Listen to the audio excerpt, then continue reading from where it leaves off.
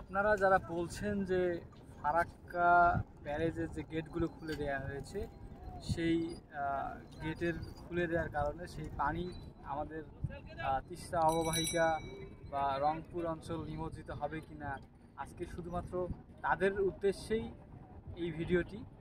আমি এখন রয়েছি যে তিস্তার যে নদী রয়েছে তিস্তার চরে।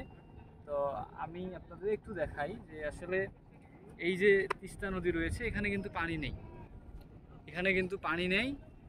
আর যেটি মূলত বলছিলেন বিভিন্ন মাধ্যম, ফেসবুকে, ইউটিউবে বিভিন্নখানে আমরা কিছু তথ্য পেয়েছি যে এই ফারাক্কা গেট খুলে দেওয়া হয়েছে, এদিকে কুড়িগ্রাম, গাইবান্ধা, এই যে তিস্তার পাড়ের যে এলাকাগুলো রয়েছে সেগুলো নাকি নিমজ্জিত হচ্ছে বা হবে, বন্যা হবে।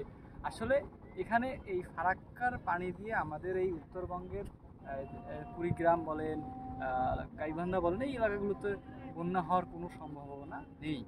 আমাদের এই তিস্তা কিংবা আর মূলত আমাদের এই তিস্তা বলেন আর হচ্ছে ব্রহ্মপুত্র বলেন, সেখানে বন্যার একটি সম্ভাবনা রয়েছে। ব্রহ্মপুত্রে আপনার হচ্ছে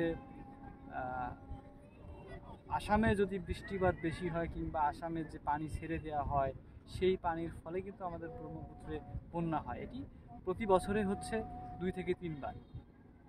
শুধুমাত্র সে কারণেই আমাদের কুড়িগ্রামে বন্যা হতে পারে। আর এ ব্যতীত এই ফারাক্কার যে বিষয়টি আমরা সোশ্যাল মিডিয়ায় দেখছি যে 109টি গেট খুলে দেওয়া হয়েছে, সেখানের পানিগুলো আমাদের এই তিস্তাকে ভাসিয়ে নিয়ে যাবে, এইটাই হচ্ছে এক ধরনের গুজব বলা যাচ্ছে। আমি এখন এই তিস্তাপাড়ে আছি, তিস্তাপাড়ে পুরো চর পড়েছে বিভিন্নখানে, পানি অনেকটাই কমে গেছে। তো আগামী হয়তো কয়েকদিন এখানে বন্যার কোনো সম্ভাবনা বা পানি বাড়ার এমন কোনো সম্ভাবনা কিন্তু নেই।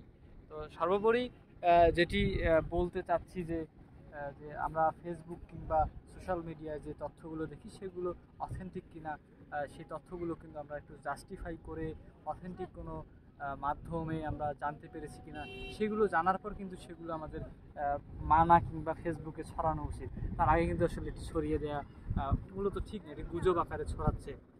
তো আশা করছি আপনারা যারা উত্তরবঙ্গ বা তিস্তা, ব্রহ্মপুত্র, এদিকে হচ্ছে কুড়িগ্রাম, লালমনিরহাট, নীলফামারী, সরি আপনার হচ্ছে গাইবান্ধা, এই অঞ্চলগুলো নিয়ে যারা চিন্তিত ছিলেন, আসলে চিন্তার কোনো কারণ নেই।